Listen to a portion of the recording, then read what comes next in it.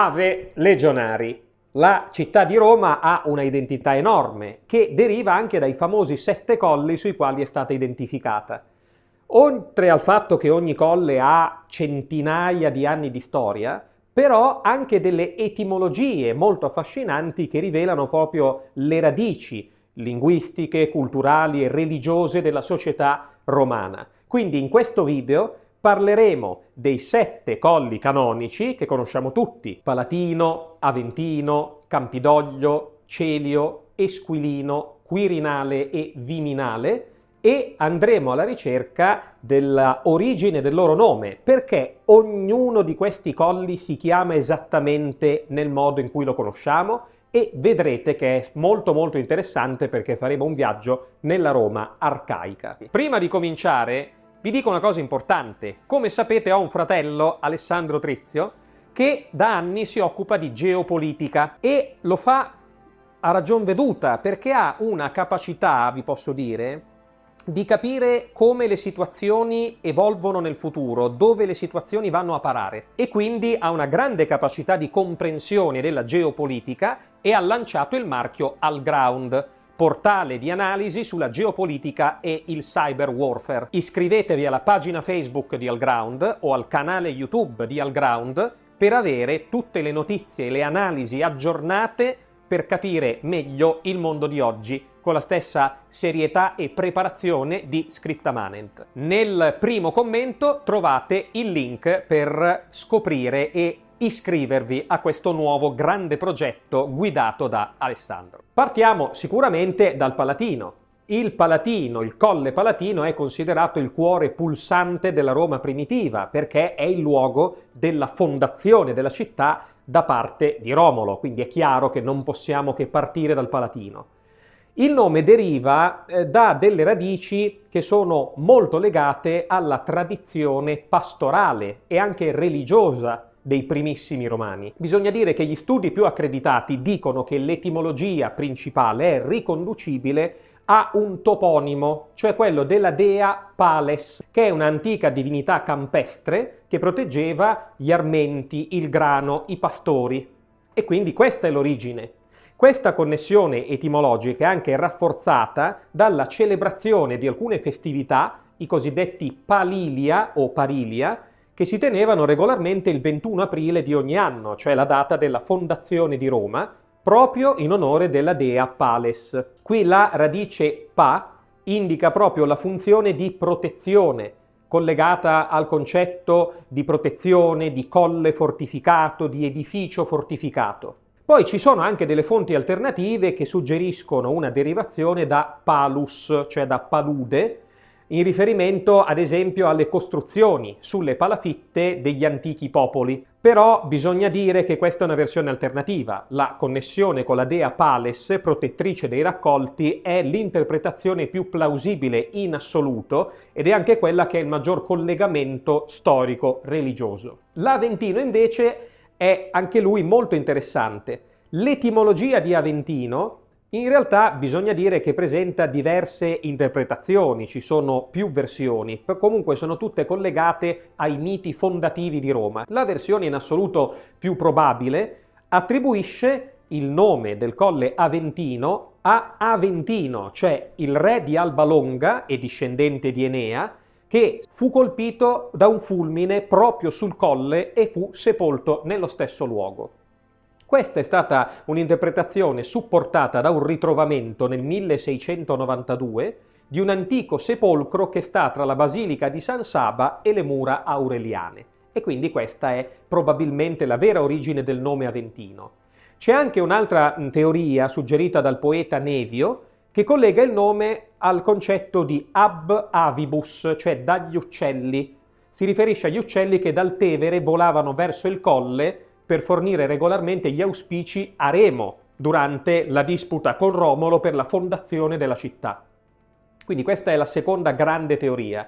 Ci sono poi delle interpretazioni un pochino meno accreditate, ad esempio quella ab adventum hominum, cioè dall'arrivo degli uomini. Questo collegato a un tempio di Diana dove si giungeva attraverso un piccolo percorso d'acqua, oppure ab advectu, cioè trasportato attraverso le paludi che circondavano questo colle.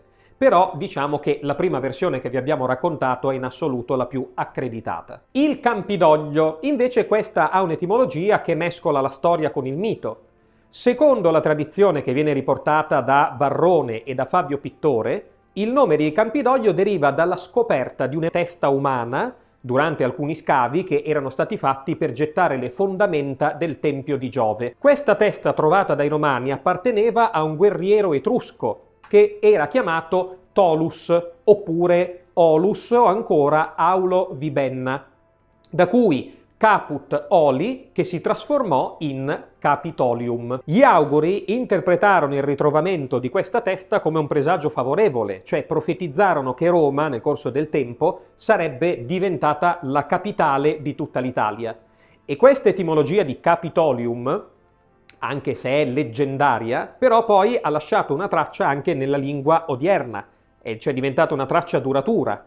Dal Capitolium, per esempio, derivano i termini moderni capitale, cioè la città dove c'è poi la sede del governo della nazione, e anche l'inglese Capitol, l'edificio governativo, Capitol Hill. Quindi l'origine vera del nome è piuttosto incerta, non abbiamo una sicurezza.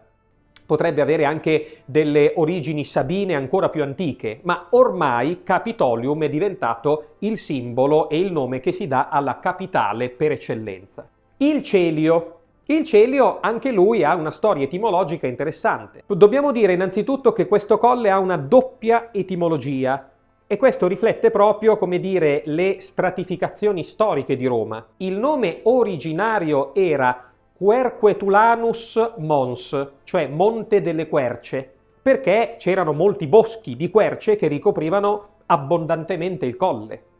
Poi, dopo questo nome iniziale, la denominazione è diventata Mons Celius da un condottiero etrusco che si chiamava Celio Vibenna, che veniva da Vulci, che insieme a suo fratello Aulo aiutò il re romano Servio Tullio per la conquista del potere. Quindi, come vedete, a un certo punto c'è una seconda etimologia che si è aggiunta. Quindi questa etimologia che vi abbiamo appena spiegato evidenzia l'importanza degli Etruschi nella primissima storia romana e la loro decisiva influenza nella formazione della città. I fratelli Vibenna sono delle figure storiche che poi si mescolano con la leggenda, però sono il più grande simbolo del contributo etrusco alla primissima civiltà romana. E il Colle Celio conserva la memoria degli Etruschi in maniera impareggiabile, quindi Celio è proprio un nome etrusco in tutto e per tutto, ed ecco da dove deriva la sua denominazione. Il Colle Esquilino invece, che è il più alto, anche il più vasto dei 7 colli, ha una etimologia diversa e multipla, sia per la sua posizione geografica e anche per la sua funzione storica. L'interpretazione più accreditata dagli studiosi fa derivare Esquilinus da exquilini o excolere, cioè indica praticamente quelli che abitano fuori dalle mura primitive della città. Questo termine ovviamente si contrapponeva ai cosiddetti inquilini, cioè i cittadini romani che risiedevano all'interno delle mura dell'urbe. Da qui deriva probabilmente Esquilino. Ci sono altre teorie, per esempio il nome degli Esculi, cioè gli Eschi, che erano degli arbusti sacri a Giove che crescevano anche qui sul colle, vicino a dei templi e dei boschi sacri. C'è una terza ipotesi, rimanda al nome Excubie, cioè le guardie notturne che Romolo mandava regolarmente per difendersi dalle insidie di Tito Tazio, il re dei Sabini con cui era in guerra. Il carattere comunque suburbano di questo colle è confermato dal suo uso come necropoli fino all'età augustea. I morti si seppellivano rigorosamente fuori dalle mura cittadine, quindi il fatto che l'Esquilino sia rimasto per parecchio tempo fuori dalle mura cittadine rende la prima ipotesi che vi abbiamo raccontato in assoluto la più plausibile. C'è poi ovviamente il Colle Quirinale. Qui non bisogna fare molta fatica. Il Quirinale, il nome, deriva con tutta probabilità dal dio Quirino, che era un'antica divinità centrale, fondamentale della religione romana. Quirino era il dio protettore della tribù dei Quiriti, che era il termine con cui sostanzialmente si designavano i primissimi cittadini romani. E questa connessione etimologica viene anche rafforzata dal fatto che sulla sommità orientale di questo colle si trovava esattamente il tempio del dio Quirino. Quindi poi, secondo la tradizione religiosa romana, Quirino divenne anche l'identificazione divina del primo re Romolo dopo la sua apoteosi, cioè dopo la sua trasformazione in divinità. Ecco, il Colle Quirinale rappresentava quindi il luogo più sacro dove il fondatore di Roma veniva regolarmente venerato come un dio. Questo spiega anche un'altra cosa, quanto è importante la componente sabina per la formazione di Roma. Vedete che la componente sabina, etrusca e latina si mescola regolarmente e questo lo vediamo anche nei nomi dei colli. Il Viminale. Il Viminale è il più piccolo dei 7 colli. Qui diciamo che l'etimologia è più semplice, più diretta rispetto ai casi precedenti. Sappiamo con ragionevole certezza che deriva da delle piante di vimini, il Salix viminalis, che ricoprivano regolarmente le superfici e, diciamo, i lati, le pendici di questo colle, ed erano usate per la produzione di cesti e intrecci nell'ambito delle attività commerciali che dominavano la Roma arcaica, la Roma primitiva. Chiaramente le attività erano quelle manuali, no? Di piccolo scambio. Questa etimologia botanica viene anche confermata da tutte le fonti sia moderne che storiche e trova un'altra conferma nella denominazione religiosa. Esisteva un dio, il cosiddetto Deus Viminus o Jupiter Viminus, che era proprio la divinità protettrice del colle legata alla vegetazione del colle. Il Viminale, etnicamente, politicamente legato al nucleo sabino del Quirinale, conserva quindi nel suo nome la memoria dell'ambiente naturale originario di Roma e quindi attraverso il nome possiamo immaginare come era nel periodo della fondazione della città. Queste testimonianze etimologiche, questi racconti, trovano conferma nelle fonti letterarie. Le fonti principali sono Marco Terenzio Varrone, che era un grande erudito romano, che tra l'altro è lui che ha stabilito in maniera convenzionale il 21 aprile come la data della fondazione di Roma, che ha scritto nel suo De Lingua Latina proprio tutta una serie di spiegazioni sull'origine dei nomi dei colli. Ci sono poi anche altri autori, Tito Livio, Nevio, Dionigi di Alicarnasso, che opera nel periodo di Augusto, che non solo confermano ma poi aggiungono delle interpretazioni, delle varianti sull'origine di alcuni toponimi. C'è addirittura la Notizia Dignitatum del IV secolo d.C., quindi siamo nel tardo impero,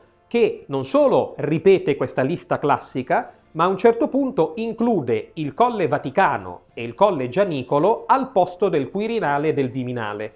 Quindi in realtà c'è anche una evoluzione nel concepire i 7 colli di Roma. Questo perché poi i cambiamenti urbanistici e politici di Roma nel corso dei secoli possono anche provocare degli aggiornamenti alla storia. Adesso abbiamo notato che nelle lingue moderne ci sono degli echi di queste etimologie. Palazzo, che si dice più o meno in maniera simile in tutte le lingue europee, il Campidoglio, da cui abbiamo visto viene sia capitale che capitol, e quindi, come vedete, l'influenza latina nella cultura occidentale è totalmente e ancora oggi profondamente radicata. Bene, come vedete, abbiamo fatto un bel excursus, abbiamo fatto una carrellata, abbiamo capito ogni nome da dove deriva. Come sempre vi invitiamo a iscrivervi immediatamente al canale di Scripta Manent e vi facciamo una minaccia, se voi non farete questa azione, se non vi sottometterete all'iscrizione forzata al canale, e penso che l'indicazione che mi è stata data è, se ho capito bene, vi portiamo sul colle, il gesto è brutto, comunque vi portiamo sul Colle Viminale, ok? Sì, sul Colle Viminale abbiamo adesso le cose, le piante, le robe così, ve le facciamo raccogliere tutte, giusto? Quindi metterete tanta fatica e poi le spargiamo di nuovo, così diventa una cosa, giusto? No, ve le facciamo raccogliere tutte, le raccogli e le usi, e quindi si devono fumare, no, devono fare, se vi dovete fumare le piante, no, ecco, vi facciamo intrecciare di vimini con tutti i vimini del Colle Aventino, Aventino, giusto? Non lo ricordo, con quel colle lì che c'ha i vimini? No, Viminale, è giusto, Viminale, insomma, quel colle lì, intrecciati, iscrivetevi, se no da quel colle lì l'intreccio. Siamo impazziti. Siamo impazziti.